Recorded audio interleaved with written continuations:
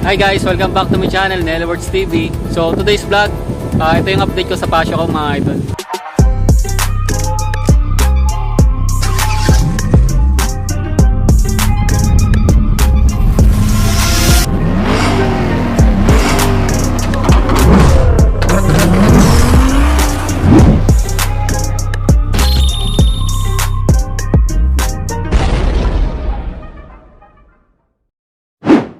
So ayun mga idol, ito yung pasyo natin, no, yung mga pasyo. So ang tagal din natin na hindi na nakapag-vlog dito sa pasyo ko mga idol kasi papakita ko sa inyo yung mga gasgas nito kasi na-aksidente nga kami. May bumangga sa likod namin and then dito siya tumahama.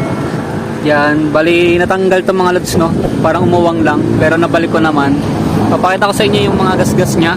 Dito sa likod, makikita nyo wala naman siyang ganong gasgas. So wala talaga siyang gasgas dito sa likod kasi ang sumalod dito mga lods nung sumemplang kami yung pa namin naipit dito. So dito lang sa harap medyo may gasgas dito mga lods. Ayan. Ayun yung gasgas niya. At dito sa harap ito. Ayun may mga dent mga idol. Ayan. Yung mga gasgas nito. And then dito sa harap ito yung malala. Ito yung gasgas niyang malala dito mga idol ito. Sa fender niya sa harap. Ayan, no. Hindi ko alam kung paano ko siyang gagawin ng paraan parang iniisip ko bumili na ng bagong fender. So mura lang naman yun 1K pero tsaka na lang tayo bumili nun kapag ano na may budget na ulit. Then di ko alam kung lalagyan ko siya ng sticker or ganyan na lang muna. Then dito naman sa harap, yan, ito yung gasgas niya mga lods. Dito sa headlight. Ito yung kadalasang gasgas ng pasyo dito sa headlight. Yan, swerte naman tayo dito kasi walang nabasag na pairings, puro gasgas lang. Pwedeng i-retouch, repaint. Pati ito pwede rin i-repaint. Then dito lang talaga medyo malalim kasi yung gasgas nito mga idol. Yan. Sobrang lalim na yan. Kaya ano, may gagawin tayong dyan, gagawin natin ng paraan itong mga idol para matakpan lang siya. Kasi medyo mahal din yung pairings nito dito sa headlight. Kaya ito mura lang, nasa 1K lang. Nakita ko sa Shopee, 1K lang to.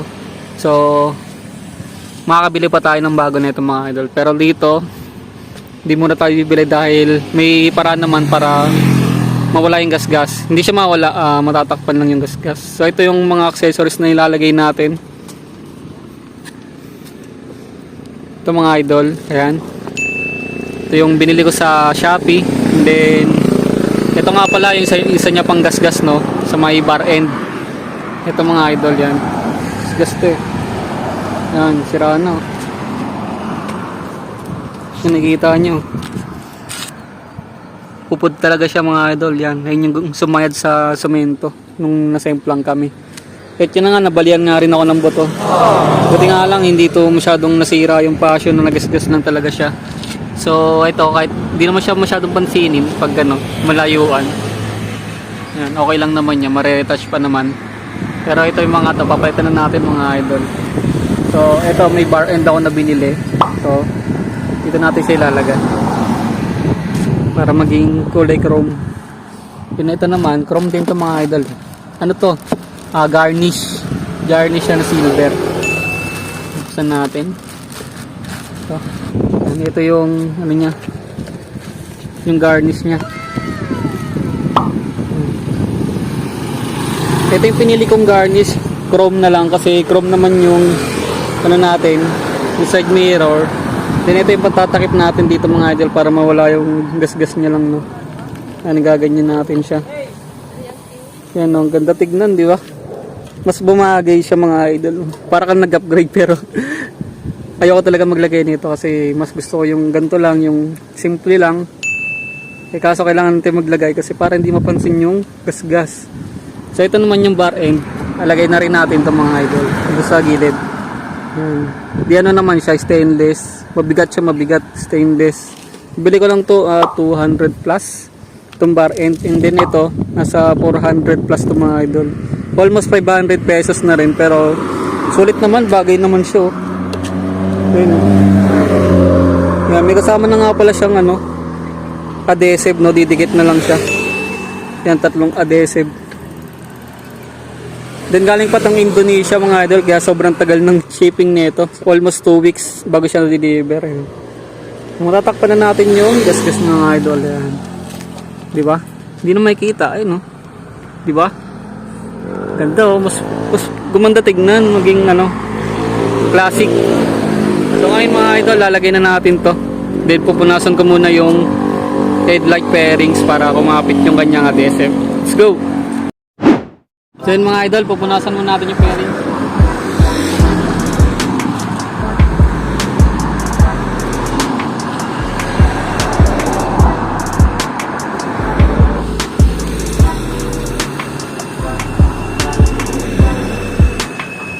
Nalagay na rin natin yung garnish. Pagganyan lang natin yung adhesive nya.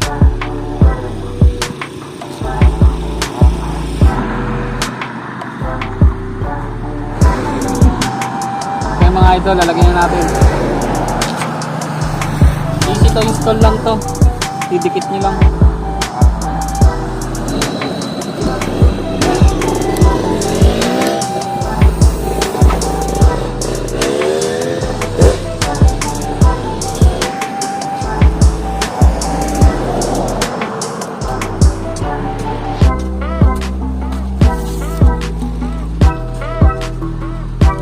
Kulang nga lang siya ng adhesive sa baba, no? Ito lang yung adhesive, just tatlo lang sa taas tsaka dalawa sa gilid.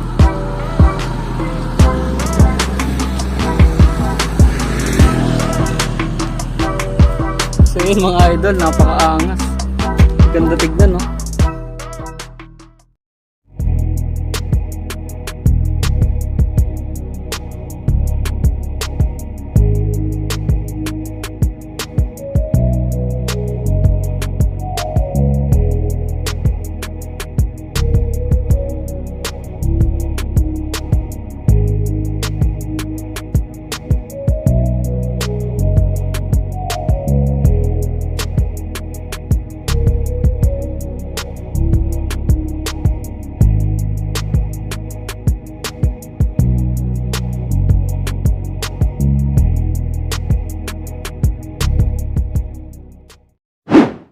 So when mga idol, nalagay na natin yung chrome sa harap, no, yung garnish nya. So ito naman yung ilalagay natin, yung bar end. So nalagay ko na yung isa, ayan. So maglalagay tayo doon sa kabila. Titignan natin kung bagay.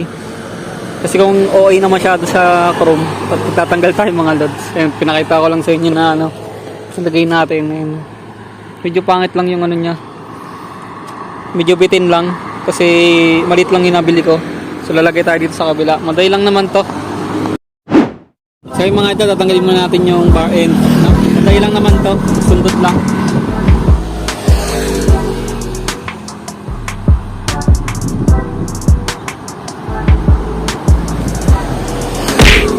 Yun, ganyan nakadali mga ito. Ilalagay na natin yung kanyang bar end na chrome. Kailangan lang natin gumamit ng Allen wrench 5mm mga idol, no? Luluwagan muna natin.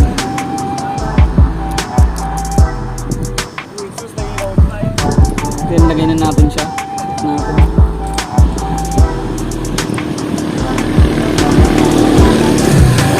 Pag ay pumasok, luwagan natin.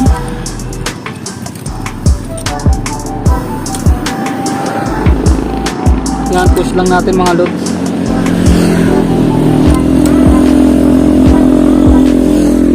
So yun, naano na siya. Sagad na mga idol. Yan, nakita nyo may awang, no? Medyo pangit lang tignan, pero testing lang naman ito mga lods. Titignan pa rin natin kung pangit siya tignan or okay naman.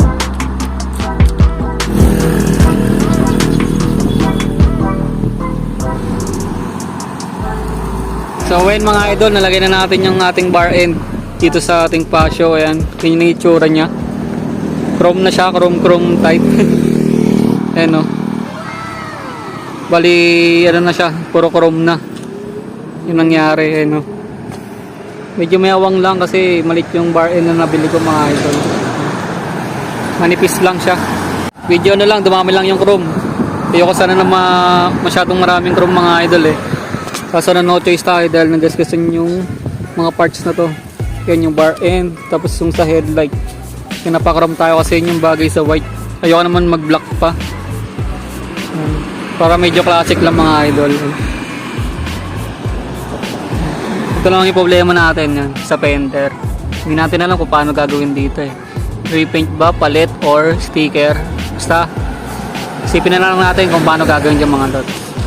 I-update ko kayo dito kung anong mangyayari mga idol. No? So ito na yung kinalabasan ng ating upgrade. Dahil nagasgasan mga idol yung ating pasyo. So ayun lang, hanggang dito lang siguro yung vlog natin mga idol. Ito lang yung papakita ko sa inyo dahil ito lang yung update natin sa ating pasyo. Yan. Napa-upgrade tuloy tayo sa wala sa oras. And then naglagay din pala ako nito no. Itong blind spot para na-adjust na yan mga idol. Na-adjust siya. Ang ganda to, malaking tulong nito mga idol. Para kahit sobrang layo ng nasa gilid yung makikita nyo pa rin. Mura lang yan, nasa 90 ko lang ata nabili yan mga idol. Kaya dito naman sa likod, naka-carbon siya no. Medyo hindi siya pantay kasi chrome yung nasa harap. Tapos pagtingin mo sa likod, mga naka-carbon. Carbon ano siya. Hindi naman siya carbon mga idol, mga carbon ano lang. Looks, carbon looks lang. Ano, carbon. Tapos pagdating mo dito sa harap, puro chrome. So parang hindi siya bumagay no. Ayoko talaga yung masyadong maraming chrome mga idol kasi setup ko talaga dito simple lang. So mag-upgrade tayo ng headlight, fairings, susunod mga idol. So ayun lang. So ayun mga idol, hanggang dito na lang yung vlog natin today. At huwag niyo sana kalimutan mag-like, share, and subscribe sa channel natin sa Nelogs TV. Thank you!